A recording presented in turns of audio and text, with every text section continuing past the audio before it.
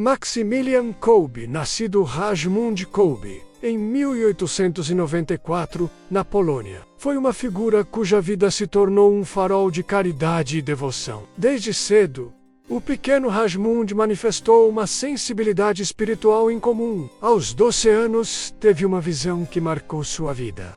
Diante de uma aparição da Virgem Maria, 2 coroas lhe foram oferecidas.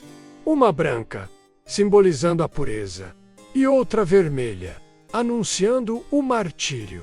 Sem hesitação, Rajmund aceitou ambas. O prenúncio do caminho de sacrifício e santidade que trilharia, essa experiência mística não foi um mero devaneio infantil, mas a semente de uma vocação que floresceria em meio às maiores adversidades do século XX. Ainda jovem, Rajmund ingressou na Ordem dos Frades Menores Conventuais, adotando o nome de Maximiliano. Seus anos de formação foram marcados por um intenso fervor intelectual e espiritual. Ele estudou em Roma, onde aprofundou seus conhecimentos em filosofia e teologia, sendo ordenado sacerdote em 1918. Em um mundo assolado por conflitos e ideologias que prometiam a ruína espiritual, Maximiliano Kolbe percebeu a urgência de uma evangelização robusta e adaptada aos novos tempos. Seu amor pela Virgem Imaculada, a quem via como o caminho mais seguro para Cristo, tornou-se a pedra angular de seu apostolado. Ele acreditava que a devoção mariana não era apenas uma prática piedosa, mas uma força transformadora capaz de renovar corações e mentes. Em 1917, antes mesmo de sua ordenação, fundou a Milícia da Imaculada, um movimento com o objetivo de conquistar o mundo para Cristo através da Virgem Maria. A milícia não era apenas uma confraria, mas uma audaciosa estratégia de evangelização, que visava utilizar todos os meios lícitos para difundir a mensagem cristã. Seu método envolvia a publicação de jornais e revistas, um pioneirismo notável para a época. Maximiliano entendia que a palavra impressa tinha um poder imenso de alcance e influência, e ele estava determinado a usar essa ferramenta para propagar a verdade e o amor de Deus. A ideia de uma cidade da Imaculada começou a germinar em sua mente, um lugar onde a fé seria vivida e difundida de forma plena. De volta à Polônia, em 1922, começou a publicar o jornal Rycerz Niepokalane, o Cavaleiro da Imaculada, que rapidamente se tornou um dos periódicos religiosos mais lidos do país. Sua visão, porém, ia muito além de uma simples publicação. Ele sonhava com um centro de evangelização autossuficiente, onde os frades pudessem viver sua vocação e produzir conteúdo em larga escala. Assim nasceu Niepokalanów, a Cidade da Imaculada, um complexo que se tornaria um dos maiores centros editoriais religiosos do mundo, com sua própria gráfica, rádio e, posteriormente, até uma estação de trem. Era um empreendimento ousado, impulsionado por uma fé e uma dedicação incansáveis à causa da Imaculada Conceição. Maximiliano Kolbe não apenas pregava a fé, ele a vivia e a multiplicava, plantando sementes que germinariam em um legado eterno. Sua vida inicial foi um testemunho vibrante de uma alma que se entregou por completo a um ideal superior, pavimentando o caminho para o sacrifício supremo que o aguardava.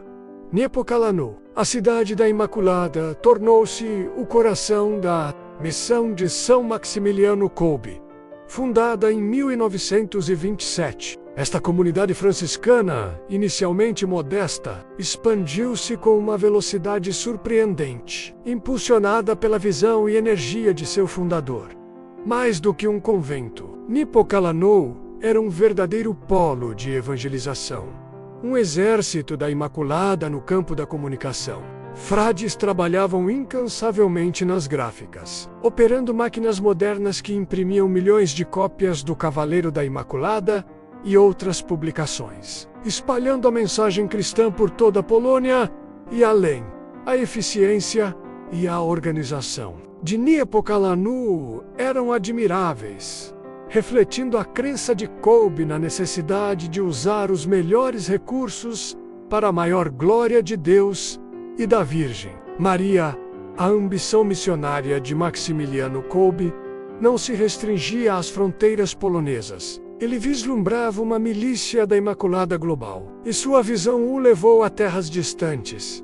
Em 1930, partiu para o Japão, onde, apesar das dificuldades linguísticas e culturais, fundou outro centro de evangelização em Nagasaki, chamado Murenza. No sono, o Jardim da Imaculada, a persistência e adaptabilidade de Kolbe eram notáveis. Ele iniciou a publicação de uma versão japonesa do Cavaleiro da Imaculada, enfrentando os desafios de um ambiente predominantemente neocristal com a mesma paixão que aplicava em sua terra natal. Sua estratégia era sempre a mesma: fundar comunidades marianas que seriam focos de oração, trabalho e difusão da fé, usando a imprensa como principal ferramenta.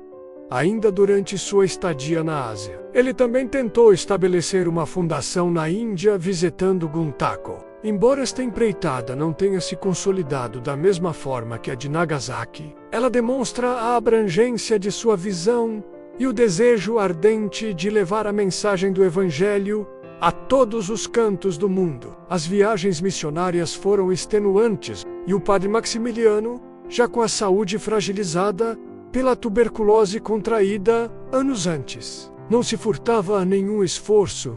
Ele viajava, pregava, organizava e inspirava seus irmãos a seguirem o exemplo de dedicação. O sucesso de seus empreendimentos, especialmente Niepokalano, era um testemunho da fé e do esforço conjunto dos frades, que viam em Kolbe não apenas um superior, mas um líder espiritual carismático.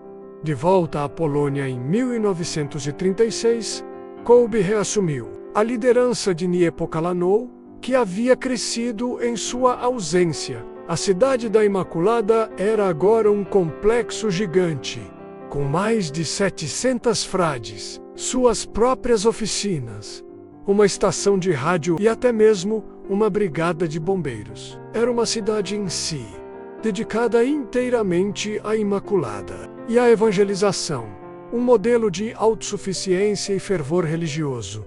Os frades viviam em simplicidade, mas a produção de materiais de evangelização era de ponta, atingindo milhões de pessoas. Maximiliano Kolbe, com sua mente visionária e coração ardente, transformou Niepokalano em um símbolo da capacidade da fé de mover montanhas e construir impérios espirituais. A paz, no entanto, que Kolbe e seus frades desfrutavam em Niepokalano estava prestes a ser brutalmente interrompida pela iminente sombra da guerra, que mudaria para sempre o destino da Polônia e, consequentemente, o de São Maximiliano. A tranquilidade e o fervor de Niepokalano foram abruptamente interrompidos em 1º de setembro de 1939, com a invasão da Polônia pelas forças nazistas. A Segunda Guerra Mundial, com sua fúria e destruição, alcançou a cidade da Imaculada. Os frades, sob a orientação de São Maximiliano Kolbe, inicialmente transformaram parte do complexo em um hospital de campanha, acolhendo feridos e refugiados, sem distinção de credo ou origem. Era uma manifestação prática da caridade, que sempre havia sido o alicerce de sua missão. Contudo, a presença alemã logo se fez sentir de forma mais opressiva. Maximiliano Kolbe, juntamente com outros frades, foi preso pela Gestapo em setembro de 1939, libertado após algumas semanas. Apesar da crescente repressão, Maximiliano Kolbe e seus irmãos não se renderam. Niepokalano continuou a ser um refúgio para milhares de poloneses, incluindo cerca de 2.000 judeus, a quem os frades ofereciam abrigo, alimento e conforto espiritual. O Cavaleiro da Imaculada ainda era publicado, embora em tiragens reduzidas, e sob censura, utilizando-se de sua influência para manter viva a esperança e a fé em tempos de escuridão. Essa resiliência não passou despercebida pelas autoridades nazistas. Em 17 de fevereiro de 1941, o padre Maximiliano Kolbe foi novamente preso, desta vez por acusações fabricadas de subversão e atividades anti-alemãs, sendo levado para a prisão de Pauwiak em Varsóvia, o infame centro de detenção da Gestapo. Estadia em Pauwiak foi marcada por brutalidade e sofrimento. Maximiliano Kolbe, mesmo doente e enfraquecido, manteve sua dignidade e continuou a ministrar aos seus companheiros de prisão, oferecendo-lhes consolo e esperança em meio ao desespero. Seus olhos, que um dia haviam brilhado com a visão da Virgem e a construção de uma cidade de fé, agora testemunhavam a mais profunda depravação humana. Apesar das surras e humilhações, Kolbe demonstrava uma calma sobrenatural, uma paz que não podia ser abalada pela violência externa. Aos seus algozes e aos seus companheiros, ele oferecia a mesma serenidade, um lembrete silencioso da força que emana da fé que temos na intercessão de Maria e na piedade de Cristo. Em 28 de maio de 1941, o padre Maximiliano Kolbe foi transferido para o inferno na terra, o campo de concentração de Auschwitz. Lá, ele recebeu o número de prisioneiro 16.670. Em Auschwitz, o sistema era projetado para desumanizar e aniquilar. As condições eram indizíveis: fome, doenças, trabalhos forçados, tortura psicológica e execuções sumárias. Maximiliano Kolbe, no entanto, permaneceu um farol de compaixão. Ele continuou a compartilhar seu pão, a rezar com os prisioneiros, a absolver pecados e a oferecer palavras de encorajamento, mesmo sabendo que tais atos poderiam significar sua própria morte. Sua presença era uma afronta silenciosa à ideologia nazista, um testemunho vivo de que a dignidade humana e o amor de Deus não podiam ser destruídos, mesmo nas profundezas do abismo mais sombrio. Ele enfrentava a barbárie com uma fé que irradiava luz, preparando o cenário para o ápice de sua jornada espiritual.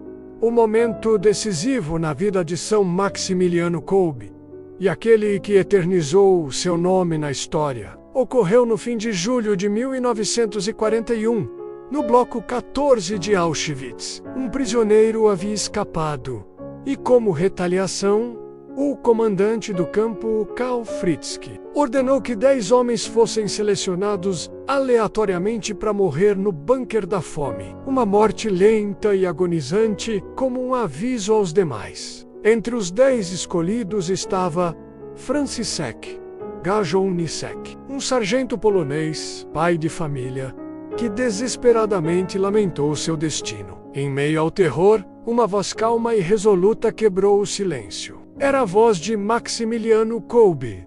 Padre Maximiliano Kolbe deu um passo à frente. Ele se dirigiu a Fritz e pediu para tomar o lugar de Gajonicek, afirmando: "Sou um sacerdote católico e quero ir para a morte por ele, porque ele tem esposa e filhos." A oferta de Kolbe era impensável. Um ato de amor desinteressado em um ambiente de brutalidade. Fritz, surpreso, aceitou a troca. Gajonicek foi poupado. E Kolbe, o voluntário, foi levado com os outros 9 para a cela da fome. No bunker, os 10 prisioneiros foram despidos e condenados a morrer de inanição. O que se seguiu não foi desespero, mas um cântico de fé. Maximiliano Kolbe transformou a cela da fome em uma capela. Ele liderava os outros em orações, cânticos e hinos à Virgem Maria, oferecendo consolo e paz. Seus companheiros de sofrimento testemunharam sua serenidade e sua capacidade de inspirar esperança até o último suspiro. À medida que os dias se transformavam em semanas, a fome e a sede consumiam os corpos, mas o espírito de Kolbe permanecia firme, uma luz em meio à escuridão. Ele consolava os moribundos, absolvendo seus pecados e os preparando para a passagem. Após 2 semanas de agonia, em 14 de agosto de 1941, véspera da Assunção de Maria, apenas 4 dos 10 prisioneiros, incluindo Maximiliano Kolbe, ainda estavam vivos. Para acelerar suas mortes, os guardas lhes injetaram uma dose letal. Maximiliano Kolbe, com um olhar sereno e uma prece, estendeu seu braço para a injeção fatal. Seu corpo foi cremado no dia seguinte, o dia da Assunção. O ato de caridade de Maximiliano Kolbe reverberou pelo mundo. Franciszek Gajowniczek sobreviveu à guerra e testemunhou a história de seu Salvador até o fim de seus dias, difundindo a memória do Padre Kolbe. Em 1971, Maximiliano Kolbe foi beatificado pelo Papa Paulo VI e em 1982, canonizado pelo Papa João Paulo II, como mártir da caridade. Sua vida e seu sacrifício em Auschwitz, a cela da caridade, tornaram-se um poderoso testemunho do amor maior, dar a vida pelos irmãos. São Maximiliano Kolbe nos lembra que mesmo nas circunstâncias mais terríveis, a fé, acima de tudo, a caridade, podem triunfar sobre o ódio e a escuridão, tornando-o um dos santos católicos mais inspiradores da história.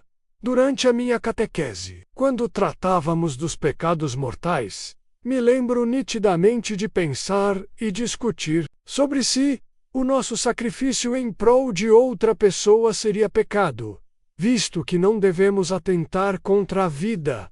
No geral, levantei o questionamento: se o auto-sacrifício seria atentar contra a própria vida. E discutimos justamente situações em que os mártires da Igreja se sacrificaram por outras pessoas, dando um testemunho de como a caridade vai muito além. Já hoje, com um pouco mais de discernimento, vejo que sacrificar-se em prol do outro é, na verdade, imitar a Cristo, que padeceu na cruz por nossos pecados, suportando ali toda a dor que já havia passado e que viria a passar no mundo. Que Jesus esteja contigo em todos os seus sacrifícios diários.